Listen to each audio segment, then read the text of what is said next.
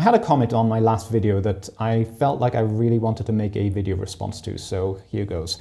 The original comment reads, "Hi, I love your video. I myself am in a similar situation.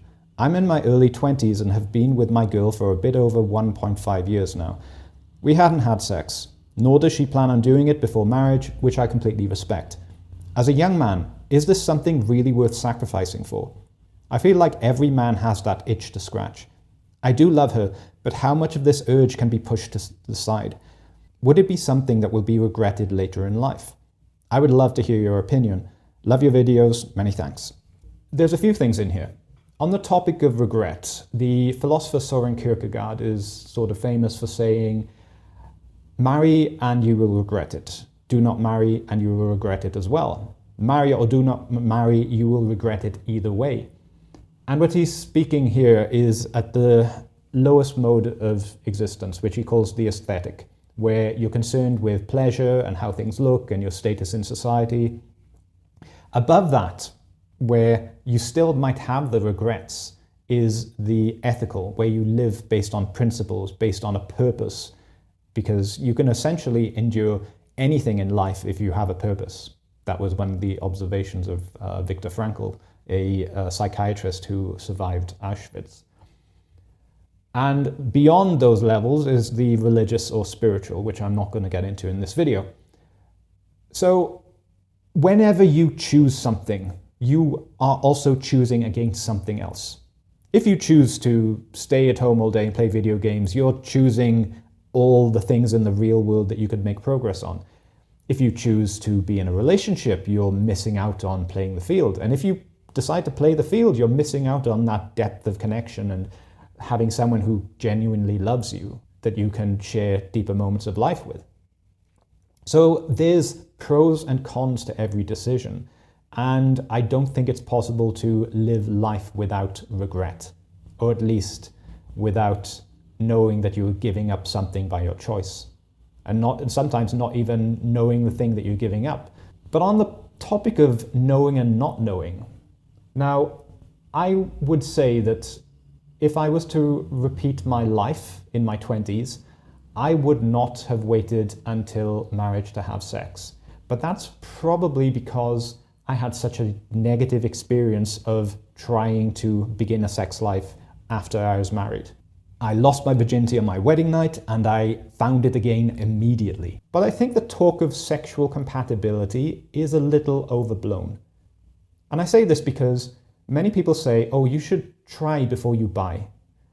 But what you try, the person you try, is not the same person that you're going to have after 6 months, after a year, after 5 years, after 10 years, after 30 years.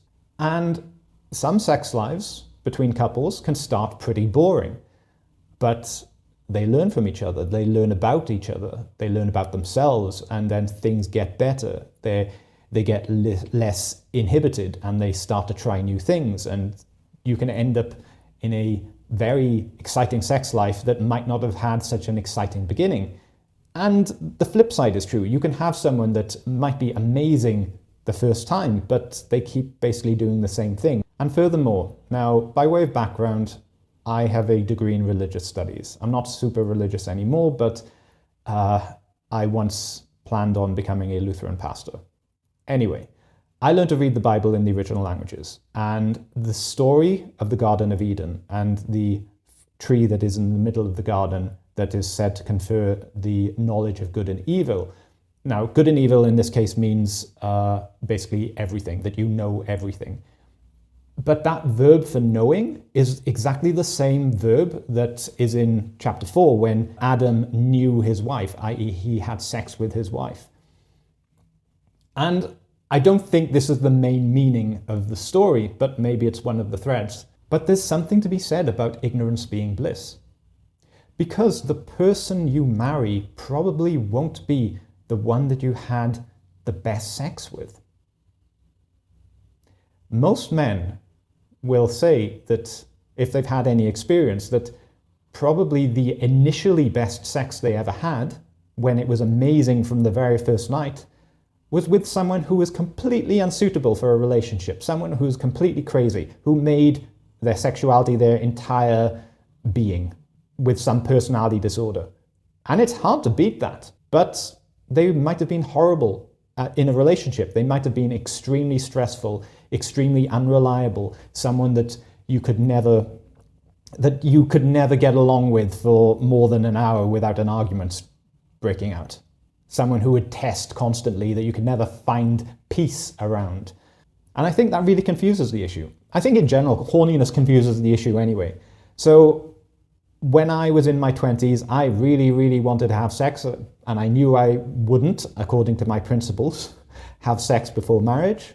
And so I was really, really driving my decisions based off my horniness. And that's a big mistake. I'm not saying that having sex would have made me make better decisions, because I think it's possible to get also caught up with someone because you are continually reinforcing that bond, even if they're not compatible. But it is a factor, and it's something you need to bear in mind. So I think what you should do is really lay out what you believe you want in a relationship. Don't assume that these things happen automatically. You know, the idea that like boy meets girl and they live happily ever after is bullshit. It's hard work. Relationships are not easy and straightforward because human beings are not easy and straightforward. We have a whole bunch of issues and very few people are addressing them. So I think the most important thing is, are you and her both people who can communicate, are not afraid to say when you've done something wrong? Does she apologize? Does she say sorry when she gets stuff wrong? Or do you have to drag that out of her? And also, I would say don't rush into a deeper commitment until you've seen someone at their worst. What are they like when the world falls apart? Because that shows you who they truly are. It's very easy to put on a mask in the beginning. And it's good you've been with her a year and a half, but I hope you've seen some deeper side of her. So about the sex, you are sacrificing something. But I cannot make the decision as to whether it is worth it or not. What really matters is who this girl is, who you are, and the quality of the relationship you have together. I hope this helps, and I wish you the very best of luck.